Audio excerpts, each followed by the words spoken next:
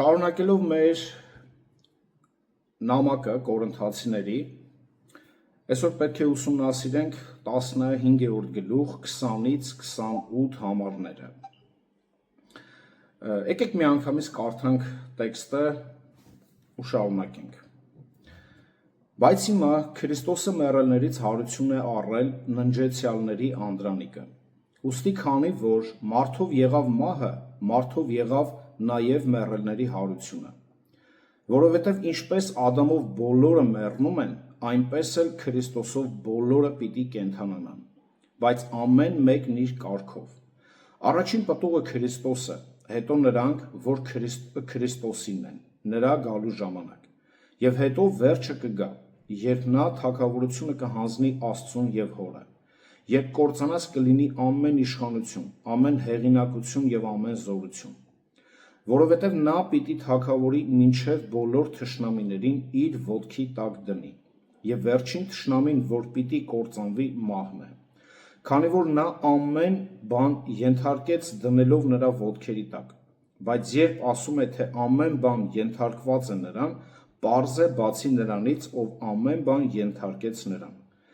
Եվ երբ ամեն ինչ նրան ենթակա դառնա, այն ժամանակ որդին էլ ինքն իրեն պիտի ենթարկի նրան, ով ամեն ինչ ենթարկեց իրեն, որպեսզի Աստված լինի ամեն բանի մեջ։ Ամեն։ Աստվածաբան Էրիխ Զաուերը գրել է. Մենք ապրում ենք զատկի ժամանակներում։ Այս ժամանակը սկսվեց փրկչի հարությամբ եւ կավարտվի փրկագնվածների հարությամբ։ Այս ափերի մեջ է գտնվում Քրիստոսի միջև կյանքի կոչված հոգևոր հարությունը։ Այսպիսով մենք ապրում ենք երկու զատիկների միջև եւ առաջին զատկի ուժով մենք գնում ենք դիմավորելու վերջին զատիկը, ասում է Զաուերը։ Վերջին զատիկը, որի մասին խոսում էր Զաուերը, վերաբերվում է փրկվածների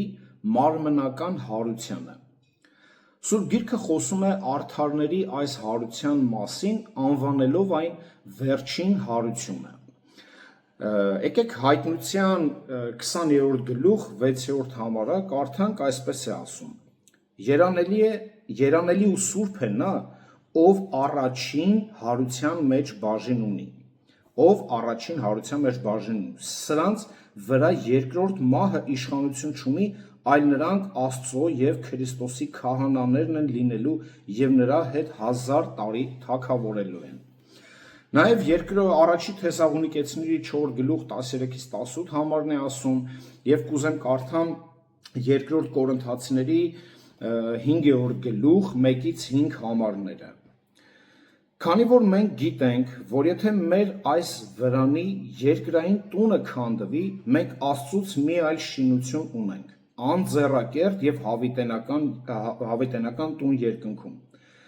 Դրա համար էլ հեծում ենք, խիստ ցանկանալով հագնել մեր բնությունը, որ երկնքից է, միայն թե այնպես լինի, որ հագած լինելով մենք մերկ չգտնվենք։ Քանի դեռ այս վրանում ենք, տնքում ենք բեռանտակ, ոչ թե որ կուզենայինք մերկանալ, այլ վրայից հագնենք, որպեսզի մահկանացությունը կուլ գնա կյանքին։ Արդ Աստված է, որ հենց դրա համար պատրաստում է մեզ եւ նույնպես մեզ հոգու գրավական է տվել։ Երկրորդը անարդարների հարությունն է, սա խոսում է ուրեմն Հովանու 5-րդ գլուխ 29 համարում։ Ասում է եւ դուրս պիտի գան նրանք, որ բարի են գործել կյանքի հարությունը եւ նրանք, որ չար են գործել դատապարտության հարությունը։ Առաջին հարությունն այն է, որի մասին Պողոսը խոսում է Կորինթացիներին ուղղված առաջին նամակի 15-րդ գլխում։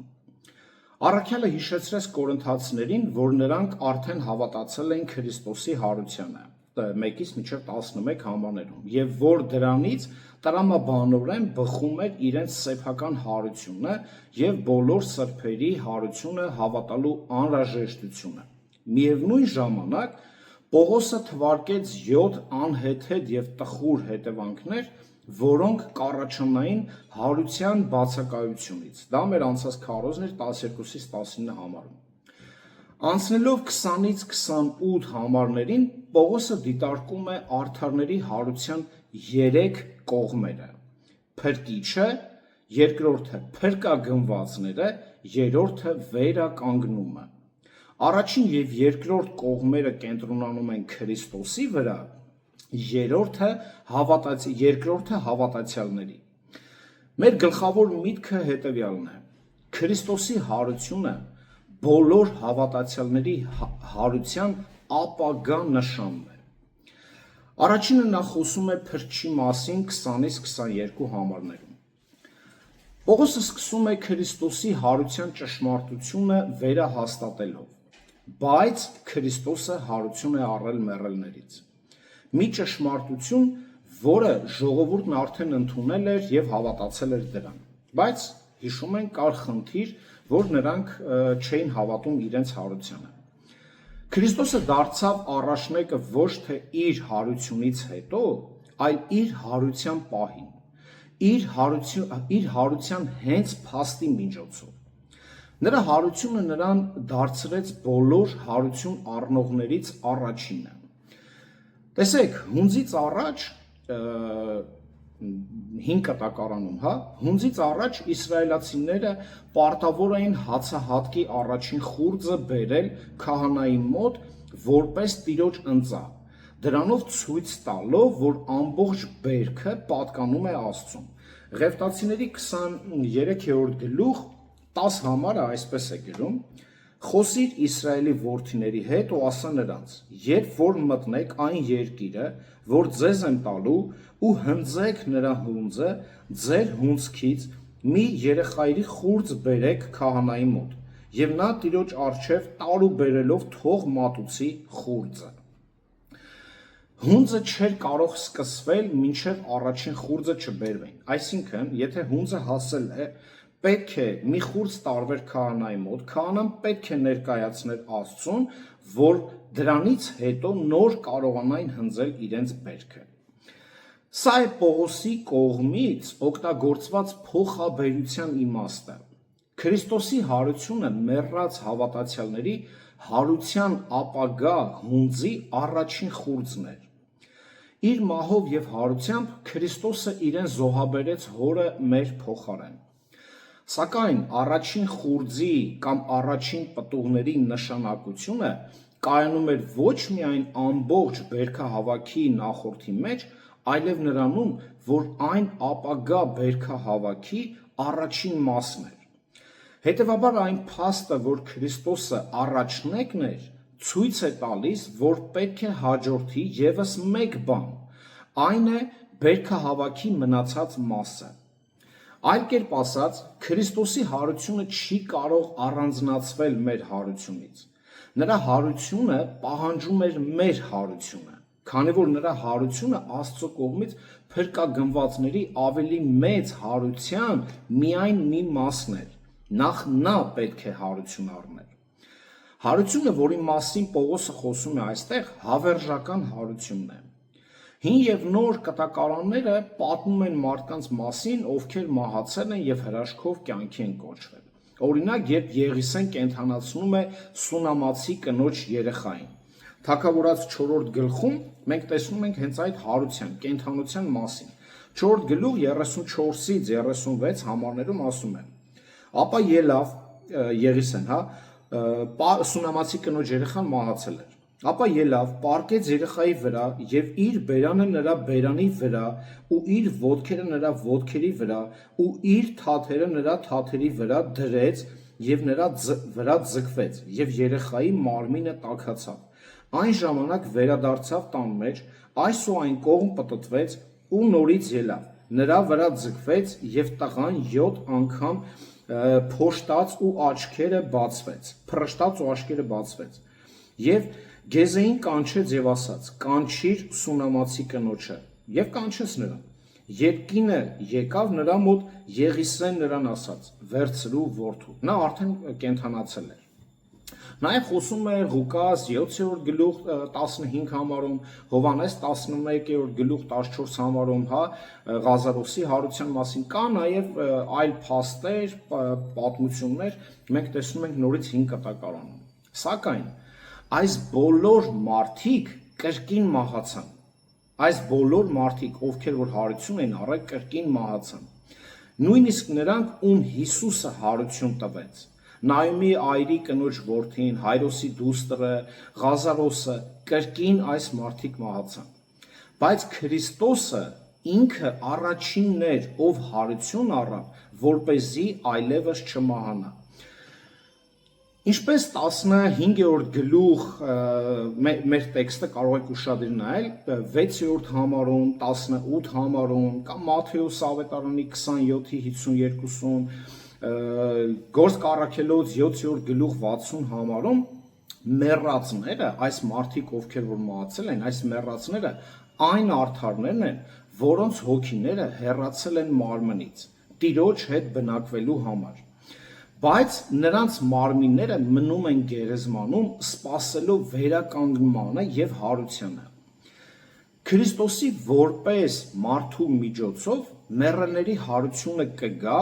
ինչպես մահը եկավ Ադամի առաջին մարդու միջոցով։ Պողոսն այստեղ նշում է, որ Հիսուսի մարդկային բնույթը անբաժանելիորեն կապված է թե նրա հարության, թե մեր հարության հետ։ Հենց այն պատճառով, որ Հիսուսը մահացավ, թաղվեց եւ հարություն առավ որպես մարդ, նա կարողացավ դառնալ բոլոր այն մարդկանց առաջնեկը, ովքեր հարություն կառնեն փառքի համար։ Ինչպես արդեն նշվեց, առաջին խուրձը եւ ամբողջ բերքահավաքը նույն բերքահավաքի մասերն են։ 22-րդ համարում Պողոսը շարունակում է բացատրել Քրիստոսի հարության մեծ ճշմարտության ազդեցությունը հավատացյալների վրա։ Տեսեք ինչ է ասում 22-րդ համարում, որտեղ ինչպես Ադամով բոլորը մեռնում են, այնպես էլ Քրիստոսով բոլորը պետք է կենդանանան։ Նա համոզիչ համեմատություն է անցկացնում առաջին մարդու հետ, ինչպես Ադամով բոլորը մահանում են, այնպես էլ Քրիստոսով բոլորը կկենդանանան։ Ինչպես Ադամը բոլոր մահացածների նախահայրն է, այնպես էլ Քրիստոսը բոլոր հարություն առնողների նախահայրն է։ Յուրաքանչյուր դեպքում մեկ մարդու մեղքի համար պատիժը կիսում են նրանք, ովքեր նույնանում են այդ մարդու հետ։ Նրանք, ովքեր նույնանում են Ադամի հետ, եւ սա ներառում է բոլոր ծնվածները, դատապարտվում են մահվան, Ադամի մեղքի պատճառով։ Նմանապես բոլոր նրանք, ովքեր նույնանում են Քրիստոսի հետ, եւ դա նշանակում է նրան մեջ վերստին ծնված յուրաքանչյուր ոք, պետք է հարություն առնեն հավիտենական կյանքի Քրիստոսի արդարության միջոցով։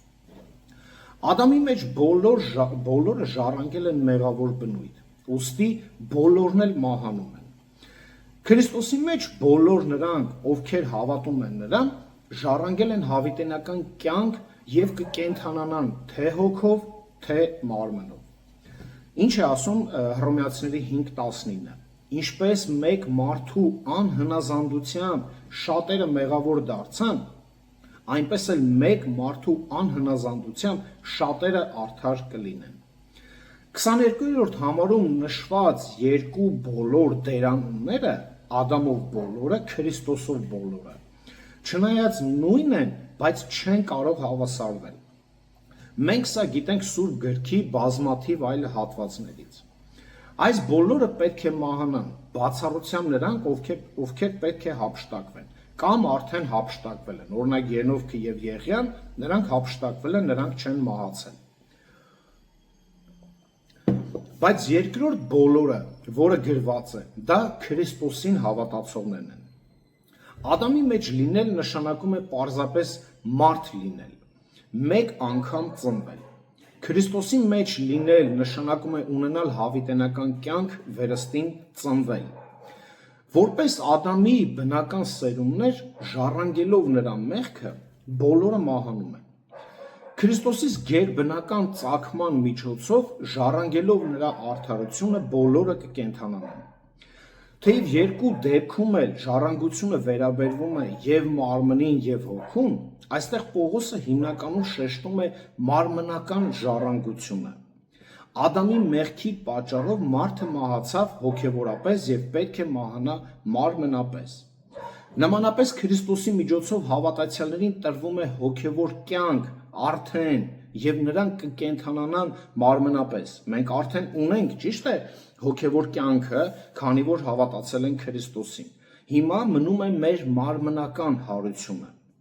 Բայց մեր հոգին, քանի որ մահվան պահին այն գտնվում է Տիրոջ հետ, չի սպասի հարությանը։ Միայն մեր մարմիններն են հարություն առնելու, եւ հենց սա է այստեղ ընդգծված ճշմարտությունը։ 23 համարում նա նկարագրում է այդ փրկագնված վիճակը, Պողոս առաքյալը։ Հարության ծրագրում Քրիստոսը առաջին պտուղն է, առաջին խորձը, իսկ նրանք, ովքեր Քրիստոսին են, նրա գալստյան ժամանակ ամբողջ բերքն են։ Սակայն ի տարբերություն հացահատկի բերքահավաքի, հարության բերքահավաքը տեղի է ունենում առաջին խորձից, առաջին պտուղներից շատ հետո, այսինքն ժամանակային առումով շատ հետո։ Մենք չգիտենք եւ ինչպես ասվում է, չենք կարող իմանալ, Մատթեոսում է ասում տարբեր տեղերում, թե երբ է Տերը գալու, հարություն տալու եւ հափշտակելու իր զավակներին եւ հաստատելու իր թագավորությունը։ Մենք չգիտենք ոչ ժամանակը, ոչ կոնկրետ սերունդը, ոչ էլ այն պահը, երբ դա տեղի կունենա, բայց գիտենք, թե ինչ հերթականությամբ է դա տեղի ունենալու։ Այո, արդեն խոսում ենք այն մասին, որ ավելի մոտ է Քրիստոսի գալուստը, որոշ նշաններ կան, բայց կոնկրետ բնականը չգիտենք։ Ամենաակնհայտն այն է, որ Քրիստոսը առաջնեկ էր եւ որ մեր հարությունը կհետևի նրա գալստյանը։ Սուրբ գրքի այլ հատվածներից մենք իմանում ենք, որ նույնիսկ բերքը միանգամից չի հնձվի, այլ որ այս բերքի հավաքը տեղի կունենա որոշակի կարգով, իր սեփական հաջորդականությամբ։ Առաջին հարությունը բաղկացած է երկու հիմնական մասից՝ Քրիստոսի հարություն եւ հավատացյալների հարություն։ Հավատացյալների հարությունը կունենա 3 փուլ, որոնք համապատասխանում են հավատացյալների 3 տարբեր խմբերի։ Նախ կլինի եկեղեցու հարությունը, եղավ Քրիստոսի հարությունը եղավ, հիմա կլինի եկեղեցի հարությունը, այսինքն այն հավատացյալների, ովքեր փրկարար հավատքի են եկել հոգեգալստյան Պենտեկոստեի օրվանից մինչև հափշտակության միջև ընկած ժամանակահատվածում։ Տերը ինքը առաջի Թեսաղոնիկեցիներին 4:16 համար այսպես է ասում. Տերը ինքը երկնքից կիջնի աղաղակով, հրեշտակապետի ձայնով եւ Աստծո շեփորով, եւ Քրիստոսով մեռածները նախ հարություն կառնեն։ Այս սրբերը, ովքեր դեռ կենդանի են, կմիանան նրանց, ովքեր օդում հանդիպելու եւ երկինք բարձրանալու համար են։ Տեսեք, այս փուլը, երբ որ նրանք հարություն պետք է առնեն եւ մարդիկ, ովքեր որ պետք է հափշտակվեն։ Հետո տեղի կունենա մեծ նեղության սրբերի հարությունը։ Շատերը կհավատան Քրիստոսին նեղությունների ժամանակ։ Այն անհավանականորեն սարսափելի 7 տարիների ընթացքում, երբ շատ բարեպաշտ մարդիկ կսպանվեն իրենց հավատքի համար։ Մենք գիտենք, որ մեծ նեղության շրջանում լինելու է նաև փրկվածներ, որոնց որ Տերը փրկելու է, բայց այդ մարդիկ պետք է սպանվեն։ Սակայն այս ժամանակահատվածի ավարտին բոլոր նրանք, ովքեր հավատացել են Քրիստոսին, հարություն կառնեն նրա հետ թագավորելու հազարամյա թագավորությունում։ Հայտնություն 20-րդ գլուխ 4-րդ համար այսպես է ասում. «Եվ տեսա աթոռներ,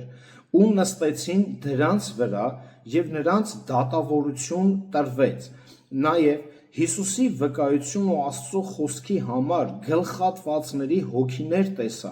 նրանք, որ գազանին չեն երկրպագել եւ ոչ էլ նրա պատկերին, ու նրա դրոշմը իրենց ճակատների ու ձեռքերի վրա չընդունեցին եւ ապրեցին ու Քրիստոսի հետ 1000 տարի թագավորեցին»։ Երրորդ հարությունը դա 5 կտակարանի սրբերի հարությունն է, որը խոստացել է Դանիել մարգարեն, ասելով. «Եվ երկրի փոշում մեջ քնածներից շատերը կարթնանան, ոմանք հավիտենական կյանքի համար, ոմանք հավիտենական ամոթի ու անարգանքի»։ Դանիել 12-րդ գլուխ 2-րդ համար։ Նաև այս մասին խոսում է Եսայի մարգարեն 26-րդ գլուխ 19-ից 20 համարները կարդամ, 19-ից 20 համարը. «Պիտի ապրեն քո մեռելները, իմ մեռած մարմնի հետ միասին նրանք պիտի հառնեն։ Արթնացեք եւ երգեցեք դուք, որ հողի մեջ եք բնակվում, որովհետեւ քո ցողը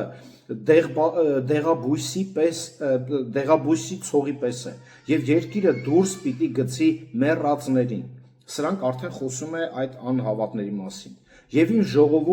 ժողովուրդ, մտիր քո սենյակը, քո ետևից փակիր քո դռները, ծածկիր մի փոքրիկ վայրկյան, մինչև զայրույթը անցնի»։ Այսինքն պետք է գա Աստծո զայրությունը, պետք է խլի, լափի հակառակորդներին, բայց մարդիկ, ովքեր որ հավատացել են, պետք է նրանք ապրեն, այդ փոշուց պետք է հարություն առնեն։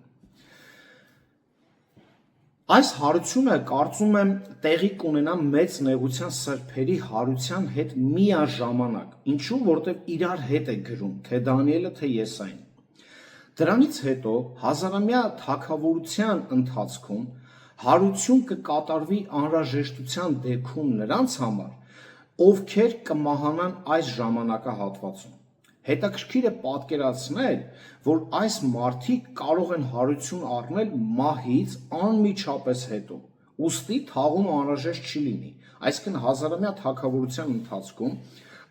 այս դարաշրջանի պես չպետք է լինի հարություն առնեն եւ կա նախատեսված օրը Աստծո կողմից ծրագրված, որ այդ օրը պետք է հարություն առնեն բոլորը։ Հազարամյա թագավորության ընթացքում պետք է լինի հետեւյալը. նրանք պետք է մահանան ու անմիջապես հարություն առնեն։ Պատկերացնում եք ինչ է կատարվելու։ Հազարամյա թագավորությունը պարզապես ակնթարթային կերպարանափոխություն կլինի, անցում դեպի հավերժական մարմին եւ հոգի։ Եվ այս թեմայով ես տեսա մի քանի աստվածաբանների, թե Ջոն Մակարտուրը եւ թե հին գրողներից, բոլորը կարծես հենց նույն կարծիքի են, որ հազարամյա թագավորության ընթացքում մարդը պետք է միանգամից մահանա ու միանգամից հարություն առնի։ Սա, չգիտեմ, մեր մտքից մի քիչ հեռու է։ Ուրեմն,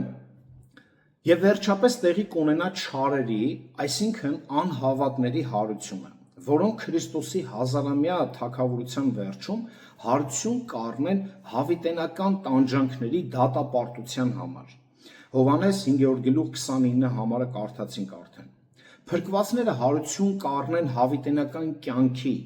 իսկ չփրկվածները հավիտենական մահվան, երկրորդ մահվան համար։ Հայտնություն 21-րդ գլուխ 8 համար այսպես է գրում. Բայց վախկոտների ու անհավատների, պիղծերի, մարդասպանների ու պոռնիկների, կախարդների ու կռապաշտների եւ բոլոր ստախոսների բաժինը լինելու է կրակով ու ծծումբով վառվող լիճը, որը երկրորդ մահ է։ Այո, սա կոչվում է հենց երկրորդ մահ, որովհետեւ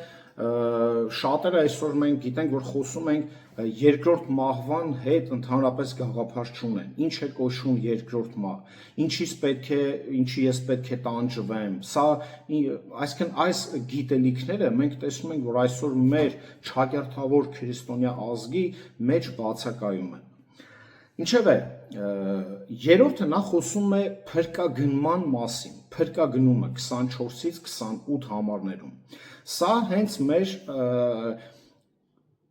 քարոզի վերնագրի հետ կապված է, որը որ հիմա եմ ուզում շեշտեմ վերնագիրը, այսինքն հարության ծրագիրն է, հարության ծրագիրը։ Հարության ծրագրի, ուրեմն երրորդ կողմը, որի մասին Պողոսը խոսում է այստեղ, կարելի է անվանել վերականգնում։ Առաքյալը ամփոփում է վերջին ժամանակների որոշ գալիք իրադարձություններ։ Եվ հետո, տեսեք ինչպես է գրում առաքյալը, եւ հետո, մեր մոտ ուրիշ թարգմանություն է, ուստի եւ այլն այսպիսի բառերով է գրում։ Եվ հետո բնագրում գրված էիտա բառը նշանակում է սրանից հետո, այսինքն բառը կարող է վերաբերվել Քրիստոսի հարության եւ գալստյան միջև ընկած ժամանակահատվածին եւ նրա թագավորության հաստատմանը։ Նման մեկնաբանությունները կհամապատասխանի մեր Տիրոջ ուսմունքի Մատթեոս 24-ից եւ 25-րդ գլուխների այս բացատրությանը, որտեղ նա խոսում է բոլոր նշանների մասին, որոնք կնախորդեն իր թագավորության գալուստը։ Նույնիսկ մարդու որդու նշանի մասին երկնքում եւ բոլոր ընտրյալների մասին այս հավաքվելուն 24-րդ գլուխ 30-ից 31 համարում է խոսում։ Տելոս վերջ բառը կարող է վերաբերվել ոչ միայն ավարտվածի մասին, այլ իր նպատակին հասցվածի մասին կամ կատարված ինչ-որ բան։ Բոլոր ժամանակների վերջին գագաթնակետային պահին, երբ նա թագավորությունը հանձնի Աստծուն, այսինքն Հորը, ամեն ինչ կվերականգնվի այնպես, ինչպես պետք է լիներ համաձայն Աստծո սրբազան ծրագրի։ Վերջիվերջո ամեն ինչ կլինի այնպես, ինչպես սկզբում էր։ Մեղքն այլևս չի լինի եւ Աստված կիշխի առանց որևէ թշնամական դիմադրության։ Այս խոսքերը մեզ խորը ըմբռնում են տալիս աստվածային փրկագնման ծրագրի էության մեջ։ Ահա թե ինչ է գագաթնակետը։ Քրիստոսը վերականգնված աշխարհը վերադարձնում է Աստծուն, իր Հորը, որը նրան ուղարկել էր այն բուժելու, այսինքն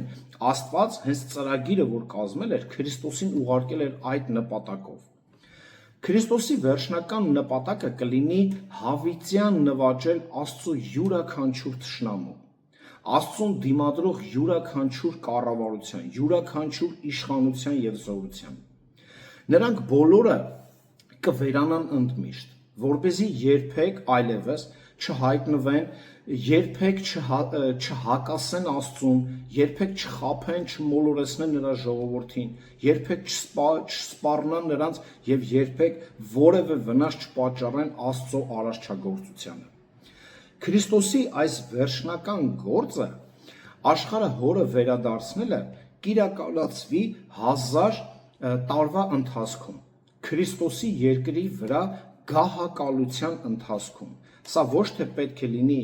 մեր ժամանակներում, չէ, այս ժամանակները այո նա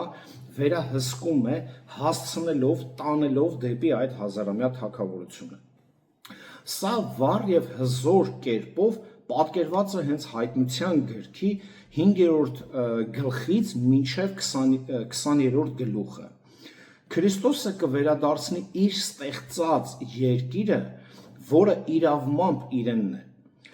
Հայտնություն գրքի 5-րդ գլխում նկարագրված տեսարանը նկարագրում է, թե ինչպես է որդին արժանորեն ընդունում երկրի սեփականությունը, թե ինչպես է նա գալիս ընդունելու այդ իրավունքը, վերադարձնելու այն անօրենից, զավթիչից եւ հանձնելու այն Հորը։ Եվ Հայտնության գլխի հիմնական թեման, գլխավոր միտքը, որը որ մենք տեսնում ենք, դա հաղթանակն է։ Եթե կհիշեք, մենք մի անգամ Հայտնության մասին խոսացել ենք, որ Հովանես Առաքյալը, արդեն գրվել էր նամակները, բոլորը գրվել են, եւ կարծես թե վերջի մասին ոչ մեկ չգիտեն։ Եվ Հովանեսը հենց այդ հայտնությունը տեսնում էր, նկարագրելով, որ եղբայրներ, ոչ թե միայն այս գաղափարն է, որ այս մի արեք, սա արեք, սուր պահեք ձեզի, այս ամեն ինչը նպատակ ունի եւ սա հենց սրանով չի ավարտվում եւ ոչ էլ մենք ենք մնում գերեզմանի մեջ, սա ցույց է տալիս Քրիստոսի հաղթանակը եւ նա գրում է Հայտնությունում Քրիստոսի հաղթանակի մասին եւ դրա մեջ բնականաբար ներառված են արդեն փրկյալները, ովքեր որ հավատացել են։ Միևնույն ժամանակ նա կջախջախի ողջ դիմադրությունը եւ կհպատակեցնի բոլոր թշնամիներին։ Նա պետք է թագավորի մինչև բոլոր թշնամիներին իր ոտքերի տակ դնի։ 27 համարի ուշադրություն դարձնեք համարի, նա ամեն բան ենթարկեց դնելով նրա ոտքի տակ արտահայտությունը, ծագում է թագավորների եւ կայսրների հին սովորություններից, հենց այն ժամանակների սովորությունից, երբ նրանք հաղթանակ էին տանում եւ նստում էին գահի վրա, բարձրանալով իրենց գրավածի վրա, եւ պարտվողները խոնարհվում էին հաղթողների առաջ։ Նրանք բառացիորեն ավելի ցածր են լինում, քան թագավորի ոտքերը, պարտվողները։ Դե նա նստում էր ինչ-որ մի բարձր տեղ եւ բոլորը խոնարհվում էին։ Ինչ վերաբերվում է թշնամիներին, թագավորը հաճախ իր ոտքերը դնում էր նվաճածների, թագավորի կամ զորահրամանատարների պարանոցին, վզին էր դնում, որպես թշնամու լիակատար պարտության խորհրդանիշ։ Հազարամյա թագավորության ընթացքում, ասում է, բոլոր թշնամիները կպարտվեն Քրիստոսին, կդրվեն նրա ոտքերի տակ, որպեսզի Աստծո ծրագիրը կարողանա իրականանալ։ Հիմա Քրիստոսի թշնամիները շատ են ապստամբում նրա դեմ են լինում նրա ավետարանի տարածմանը։ Շատերը եղբայրներ են անգամ ներկայանում, բայց չեն, սրտով մաքուր չեն, հակառակ են գործում Քրիստոսի կամքին։ Այո, դա անում են նաև անգամ թաքուն, բայց ցույց տալով, թե նույն դաշտում են գտնվում։ Եվ շատերն էլ բացահայտ ցույց են տալիս, որ թշնամի են Քրիստոսին։ Բայց հազարամյա թագավորության ընթացքում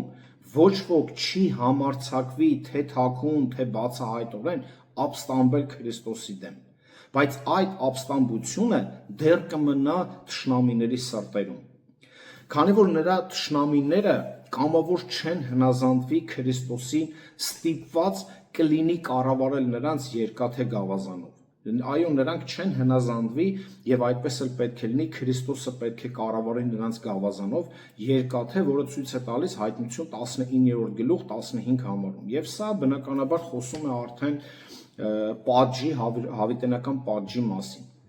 Բայց նրանք կլինեն նրա իշխանության տակ։ 1000 տարվա վերջում սատանան կարճ ժամանակով ազատ կարձակվի եւ գլխավորի վերջնական ապստամբությունը Աստծո եւ նրա թագավորության դեմ կլինի, Հայտնություն 20-րդ գլուխ 7-ից 9 համարում է գրում, որից հետո նաեւ բոլոր նրանք, ովքեր պատկանում են սատանային, կնետվեն դժոխքը, կրակե լճի մեջ հավիտենական տանջանքների համար։ Հայտնություն 20-րդ գլուխ 10-ից 15 համարները կարդամ։ Իսկ բանսարկուն, որ մոլորեցրել էր նրանց, կգցվեն կրակի եւ ծծումբի լճի մեջ, որտեղ գազաններ եւ սուտ մարգարեն։ Այնտեղ չարչարվելու են ցերեկ ու գիշեր հավիտյանս հավիտենից։ Եվ մի մեծ ճերմագաղ տեսա, ու նրա վրա նստած էր մեկը, որ երեսից փախան երկիրն ու երկինքը, եւ նրանց համար տեղ չգտնվեց։ Եվ տեսա փոքր ու մեծ մեռելներ, որ կանգնած էին Աստծո առջև, եւ բացվեցին գրքերը, եւ մի ուրիշ գիրք էլ բացվեց, այսինքն կենաց գիրքը։ Եվ այդ գրքում գրվածներով մեռելները դատվեցին իրենց գործերի համեմատ։ Եվ ծովը տվեց իր մեջ եղած մեռելները, եւ մահը եւ դժոխքը իրենց մեջ եղող մեռելները տվեցին, եւ յուրաքանչյուրն իր գործերի համեմատ դատվեց։ Եվ մահն ու դժոխքը կրակի լիճը գցվեցին։ Սա է երկրորդ մահը, եւ ով կենաց գրքում գրված չէր, կրակե լիճը գցվեց։ Ամեն։ Այո, այդպես էլ պետք է լինի։ Այն մարդիկ, ովքեր որ հիմա ապստամբում են Աստծո եւ նրա զավակների դեմ, բնականաբար այդ վերջին կանգառ այստեղ է հենց լինելու։ Եվ այսօր գիտեք տարօրինակը որն է, որ շատերը կան ասում են, չէ, ես կա չէ արտահայտություն, Աստծո ջանին մեռնեմ, ոտերին մեռնեմ եւ այլն, բայց հավատացյալներին ատում են։ Բայց սա հենց ցույց է տալիս իրանց կեղծավոր սեր Աստծո հանդեպ, քանի որ Քրիստոսն ինչ ասաց. Եթե ձեզ չեն ընդունում, վերջ ինձ էլ չեն ընդունում։ Ով ձեզ ընդունում է, ուրեմն ինձ է ընդունում։ Ինչու՞, որտեղ մենք նրա անունով ենք ելույթ ունենում, նրա անունով ենք խոսում։ Սա է պատճառը։ Այնպես որ եկեք քննեք ձեր կյանքը։ Արդյոք ամեն ինչ կարգին է ձեր հոգու հետ, ձեր սրտի հետ, կամքի, մտքի հետ։ Գիտեք, շատերը իրենց սիրտը չեն կարողանում քննել։ Իրոք, երբ որ Տերն ասում է քննեք ձեր սրտերը, մարդիկ չեն կարողանում քննել, ոնց քննեն իրենց ճիշտ սիրտը։ Նրանք գիտեք ինչ են անում, սխալվում են։ 1-2 լավ արած բաներ են հիշում եւ մտածում են դե ամեն ինչ կարգին է իմ, չգիտեմ, հոգու հետ, սրտի հետ։ Բայց կուզեմ մի կարճ խորհուրդ տալ։ Եթե ուզում ես տեսնել սիրտդ, ներսը, հա, ինչ է կատարվում քո ներքին աշխարհում սրտիդ հետ, ոնց քննես սիրտդ, քնիր միտքդ ամեն օր։ Քնիր քեզ առօրյա կյանքում, թե ինչ է մտածում միտքդ, արդյոք մաքուր է, արդյոք Աստծո կամքով բարի բաներ ես մտածում, արդյոք եղբայրներիդ, քույրերիդ հանդեպ մաքուր ես, արդյոք Աստծո խոսքի մասին խորում ես, մտածում, վերլուծում ես, թե ամբողջ օրը մտքումդ աշխարհն է, գործերը, հոգսերը, խնդիրները եւ այլն։ Այո, միգուցե Աստծո մասին այդպիսի մարդիկ վատ բան չմտածեն, քանի որ գիտեն, հա, որ օրինակ Եբրայեցիների 4:12-ում ինչ է ասում է դե Աստված քննում է միտքը, սիրտը եւ այլն, չէ, երիկամունքները, իր մասին չեն մտածի, բայց նրա զավակների մասին չարախոսելը, բամբասելը, վատ մտքեր ունենալը, նրանց լավը չցանկանալը ուղիղ հարված է հենց Քրիստոսին, որը ցույց է տալիս Սուրբ Հոգու բացակայությունը։ Բայց նմանատիպ միջոցներով միտքդ ուշադրություն դարձնելով կարող ես քննել հենց սիրտդ, քանի որ այդ ամբողջը սրտիդ մեջ կուտակվածի մասին է խոսում։ Սրտիդ մեջ այդ ամբողջը ծանրաբեռնվել է արդեն, դրա համար այնքան է սրտի մեջ մարդու լցում այդ ամենը, որ ինքը միայն դրա այդպիսի բաների մասին է մտածում։ Եվ առօրյա կյանքում կարող ես իրապես քննել, տեսնել ով ես դու քո մտքերի մեջ, դու կարող ես տեսնել։ Հետևաբար քննիր եւ անկեղծորեն ապաշխարիր եւ դարձի արի դեպի Տերը հնազանդությամբ։ Եվ կարող եք նաեւ այսպիսի հենց թեմաներով խոսալ եւ անհավատների հետ խոսալ, որպեսզի նրանք էլ կարողանան մտածեն, տեսնեն իրենց ներքնաշխարհը։ Ինչևէ, մեկ կարևոր բան կուզեմ ասել, որը բազմիցս լսել եք թե ինձանից եւ թե այլ քարոզիչներից։ Եթե դու գիտես, որ այս բանը սխալ է կամ այս բանը ճիշտ է, դա դեռ չի խոսում վերստին ծնունդի մասին, փրկված լինելու մասին։ Դրա մասին չի խոսում։ Իմանալը դա Սոֆիա Քուրջյան ձայնը անջատ է, էլի։ Իմանալը դա նշան չէ փրկության։ Իմանալը դա պարզապես տարբեր քարոզներ լսելու արդյունք է։ Մի բան, որի մասին լսել ես եւ հիմա պարզապես հիշում ես, որ այս բանը սխալ է կամ այն բանը ճիշտ է, կամ միգուցե մի քիչ կարդալուց։ Վերստին ծնված մարդը այն մարդն է, ով գիտի եւ այս վատ բանը չի անում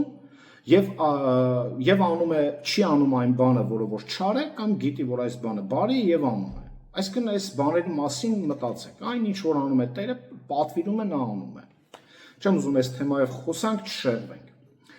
Սա խոսացի ուղղակի հայտնության այդ ողբերգական դեպքը, որ մարդիկ այսօր ուղղակի պարզապես ուշադրություն չեն դարձնում իրենց կյանքին եւ հենց այսպիսի մարդիկ միլիոնավոր, միլիարդավոր մարդիկ հիմա գտնվում են դժոխքում։ Դրա համար պարզապես ուղղակի ուզեցա փոքր կոչով թե ձեզ, թե մեզ լսողներին, հա, որոշ մարդիկ, որ իրենց քննեն իրենց ներքնաշխարհը եւ դարձի գան։ Աստծո եւ մարդու վերջնական թշնամին մահն է, որը կոչնչացվի մյուս բոլոր թշնամիների հետ միասին։ Քրիստոսը խաչի վրա ջախջախեց սատանայի զորությունը, ով մահվան իշխանություն ունի, ասում է Եբրայեցիների 2:14-ում։ Բայց միայն հազարամյա թագավորությունից հետո սատանան եւ մահը հավիտյան կոչնչացվեն։ Հաղթանակը նվաճեց Գողգոթայում, բայց հաղթանակի երաշխավորված հավերժական խաղաղություն ու արդարությունը վերջնականապես չեն հաղթանակի, մինչև պարտված թշնամիները չվտարվեն դեպի հավիտենական կրակը։ Եվ միայն իր վերջնական գործն ավարտելուց հետո Քրիստոսը թագավորությունը կհանձնի Հորը Աստծուն։ Այսինքն, դեռ քանի սատանան եւ բոլոր թշնամիները դեռ չեն պարտվել եւ չեն նետվել հավիտենական կրակը, դեռ Քրիստոսի գործը լիակատար ավարտված չէ։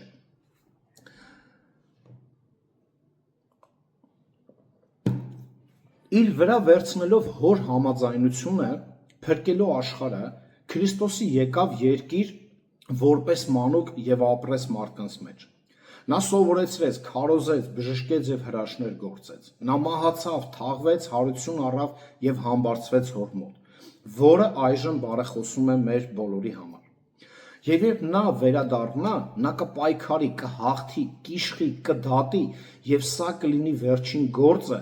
որ նա կանի հոր համար, նա հավիտյան կհպատակեցնի եւ հավիտյան կդատապարտի Աստծո բոլոր թշնամիներին, որը կարդացինք Հայտնություն 20:10-15 համարը։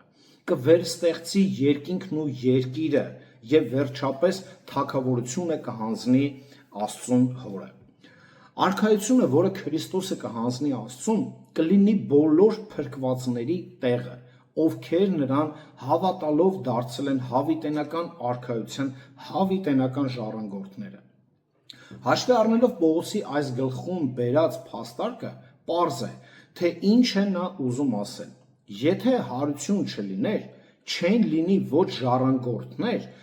որոնք կբնակվեն Աստծո հավիտենական արքայությունում, ոչ էլ Տեր, որը կկառավարեր նրանց։ Եթե նրա կամ նրանց համար հարություն չկա, ապա Աստծո ողջ ժողովուրդը ի վերջո կմահանա եւ դա կլինի վերջը, նրանց վերջը եւ թագավորության վերջը։ Սակայն Սուրբ Գիրքը մեզ վստահեցնում է, որ նրա թագավորությանը վերջ չկա, Ղուկաս 1:33, եւ նրա ու նրան վստահողների համար նույնպես վերջ չի լինելու։ Եվ որպեսզի մեկը սխալ չհասկանա, Պողոսը ավելացնում է 27 համարի վերջում եւ 28-րդ համարում։ Եկեք կարդանք։ Այսպես է գրում. ով ամեն ինչ ենթարկեց իրեն, որպեսզի Աստված լինի ամեն բանի մեջ։ Այլապես ինչ պիտի անեն նրանք, որ մեռելների համար կներեք, ես արդեն բան էի կարդում, սխալ կարդացի։ Բայց երբ ասում է, թե ամեն բան ենթարկված է նրան, պարզ է բացի նրանից, ով ամեն բան ենթարկեց նրան։ Եվ երբ ամեն ինչ նրան ենթակա դառնա, այն ժամանակ որդին էլ ինքն իրեն պիտի ենթարկի նրան, ով ամեն ինչ ենթարկեց իրեն, որպեսզի Աստված լինի ամեն բանի մեջ։ Հայր Աստվածը բացառություն կլինի ընդհանուր կանոնից։ Նա չի ենթարկվի Քրիստոսին, քանի որ հայրն էր, որ որդուն տվեց իշխանություն եւ կառավարում։ Տերն ինչ է ասում, հայրն է տվել ինձ այս ամբողջ իշխանությունը, Մատթեոս 28:18 համարում, Հովհաննես 5:27-ում ասում է, նա է ինձ տվել անգամ դատաստանը, որ ես պիտի անեմ դատաստանը, եւ որդին հավատարմորեն ու նվիրվածությամբ ծառայում է հենց նրան։ Սակայն, այլ կերպ ասած, Պողոսը նկատի չունի, որ որդին ինչ որ կերպ ստորադաս է արժանապատվությամբ եւ էությամբ, այլ որ իր մեսիական գործում նա ինքը ենթարկվում է հոր կամքին։ Քրիստոսի մեսիական ծառայության գագաթնակետը նրա լիակատար հաղթանակն է իր թշնամիների նկատմամբ, որպեսզի Աստված լինի ամեն ինչ ամենքի մեջ, երբ նա բացարձակ տիրապետությունը հաղթի ամեն ինչի վրա։ Այսպիսով իր մարմնավորման պահից մինչև թագավորությունը հորը հանձնելը Քրիստոսը ծառայի դերում է, կատարելով իր աստվածային առաջադրանքը, ինչպես նախատեսել էր իր հայրը։ Բայց երբ այս վերջնական աշխատանքն ավարտվի, նա կզբաղեցնի իր նախկին իրավացի փառահեղ տեղը երրորդության կատարյալ ներդաշնակության մեջ։ Երբ ամեն ինչ նրան հնազանդվի, ապա որդին ինքը նույնպես կհնազանդվի նրան, ով ամեն ինչ նրան հնազանդեցրեց, որպեսզի Աստված, ասում եմ, լինի ամենքի մեջ։ Քրիստոսը կշարունակի թագավորել, որովհետև նրա թագավորությունը հավիտյան է։ Հայտնություն 11:15 համարն ասում է, որ գառնուկի թագավորությունը հավիտյան է, բայց նա կթագավորի հոր հետ միասին, Սուրբ Հոգու հետ միասին եռամիասնական փառքով, ինչպես որ նրան վիճակված էր անել սկզբից։ Աստված մարդուն ստեղծեց կատարյալ, արդար, բարի եւ կախյալ։ Անկումից հետո Աստծո այս ուրեմն գերագույն արարածը նրա մարմնացած բոլոր արարածների հետ միասին ապականվեց եւ կործանվեց։ Բայց նոր մարդիկ, որոնց նա ստեղծեց իր որդու միջոցով, երբեք այսպիսին չեն լինի, չեն կործանվի։ Նրանք հարություն կառնեն հավիտյան ապրելու եւ թագավորելու նրա հավիտենական թագավորությունում, նրա հավիտենական որդու հետ։ Թող փառավորվի մեր Տերը իր կատարած գործով եւ իր ծրագրով։ Եկեք 1-2 գործնական քայլեր նայենք եւ ավարտենք։ Ադամով մահ, Քրիստոսով հարություն։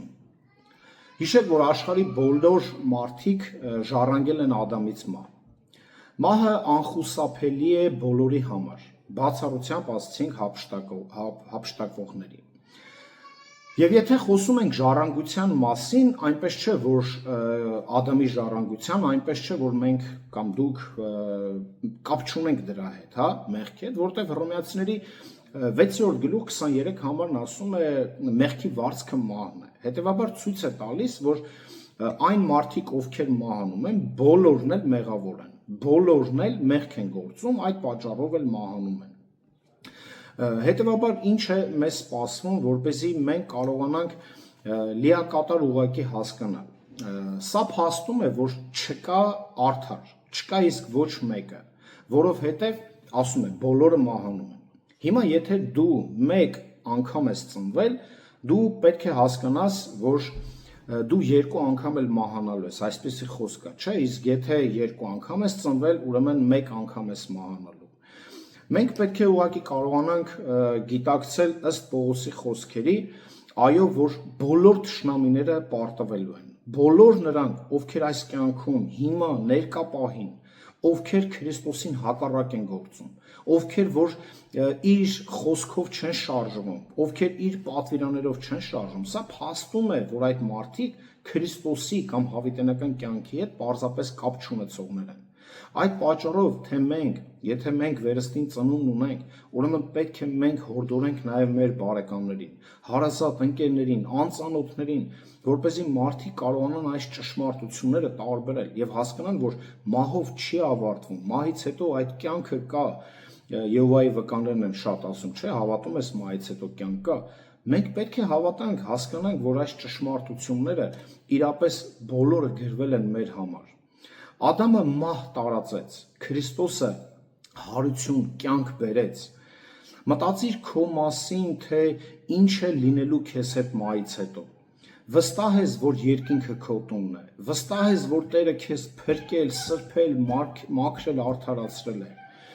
Եթե ոչ, մտածիր, ապաշխարիր ու դարձյալ եւ օգնիր հենց մարդկանց, ովքեր անհավատության մեջ չեն էլ մտածում անգամ այսպիսի բաների մասին։ Եվ ինչ է ասում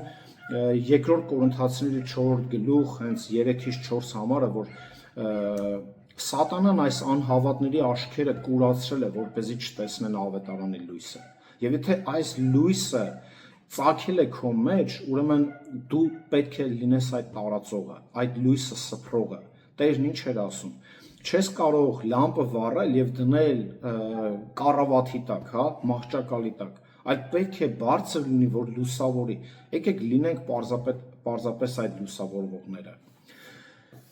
Ճշմարիտ հավատացյալը հիշեք, որ ապրում է հենց հարության հույսով։ Ուրախացեք ու ցնծացեք, որ ձեզ համար երկնքում տուն կա պատրաստված։ Հիշեք ամեն օր եւ ուրախ եղեք Տիրոջով։ Եվ այն նեղությունները, որ գալիս են քո կյանք, թող չտրտմեցնի քո սիրտդ, հոգիդ, թող չտրտմեցնի, այլ ուրախ եղիր, որ ամեն ինչ Տիրոջ վերահսկողության տակ է։ Մենք տեսանք 24-ից 28 համարներում, որ այս ամբողջը Տիրոջ վերահսկողության տակ է, որ սա ծրագիր է, պետք է իրականանա։ Հետևաբար այն տրտմությունները, որ գալիս են, հիշեք Հակոբոսի խոսքերը, եղբայրներ, թող օտար բան չլինի, եթե այսօր մի հատ խնդիր ենք ունենում, պրոբլեմ ենք ունենում, ինչ-որ փորձություններ ենք ունենում, թող սրանք մեզի օտար բան չթվան, սա ծրագրի մի ընթացք է, որ բոլորս անցնում ենք, եւ այդ հավիտենական կյանքի համար Տերը մեզ պատրաստում է, տաշում է, մաքրում է, հետևաբար այն նեղությունը, որ գալիս է, թող խոր չլինի, ինչի ասես Տեր, բողոք չլինի, սրտումդ տրտում, դեմքի, չգիտեմ, մարդիկ կան, չէ, դեմքի ունես, դեմք են հագնում, ու նայում ես, այս մարդու հետ սա կյանքը պրոբլեմ է։ Քույր, եղբայր, միգուցե դու չես մտածում, բայց ինչու չես մտածում այդ բաների մասին, ինչու չես մտածում, որ Տերը քեզ տաշում է, ուրախ եղիր, ասում է առաքյալը փորձության մեջ, ուրախ եղեք, որտեղ Տերը քո հետ աշխատանք է անում, պատրաստելով քեզ հավիտենական կյանքի համար, եւ այս ամենը պետք է մենք ուրախությամբ ուղղակի կրենք մեր սրտերի մեջ, եւ ուրախանանք, որ մենք այս կյանքի, տեսեք, խնդիրը գիտեք որն է, այս կյանքի խնդիրների մասին ենք, չէ, նեղվում, տանջվում, տարապ, չգիտեմ, գործ, աշխատանք, տարբեր հարցերով, չէ, հիմնական գալիս է այդ աշխատանքից, գործերից եւ այլն, բայց չենք հասկանում, որ մենք չենք ապրում դրա համար, մենք ապրում ենք հավիտենական կյանքի համար։ Տերն ինչ ասեց, ասեց նախ երկնքի արքայությունը փնտրեք, գանձեր դիզեք երկնքում, այլ ոչ թե երկրի վրա, որտեղ ստեղ ցեց ու ուտում է, ժանգոտում է, բայց երկնքում չկա։ Մենք հավատացյալներս պետք է այդ հույսով ապրենք։ Ես հիմա մի բանի համար տխրում եմ, տրտում եմ, ինքս ինձ ցավ եմ պատճառում, որը իմը չի մնալու ինձի, բայց ուրախացեք նրանով, որը որ մենք իրոք ունենք հավիտենական կյանքը, Քրիստոսով մեր հարությունը, երաշխավորված է, մեր փրկությունը, այդ դրանով ուրախացեք, եկեք աղոթք անենք եւ օրհնենք մեր Տիրոջը իր գործի, իր ծրագրի համար, որ նաեւ մենք էլ այդ ծրագրի մի մասն ենք կազմում, թող փառավորվի մեր Տերը, ամեն։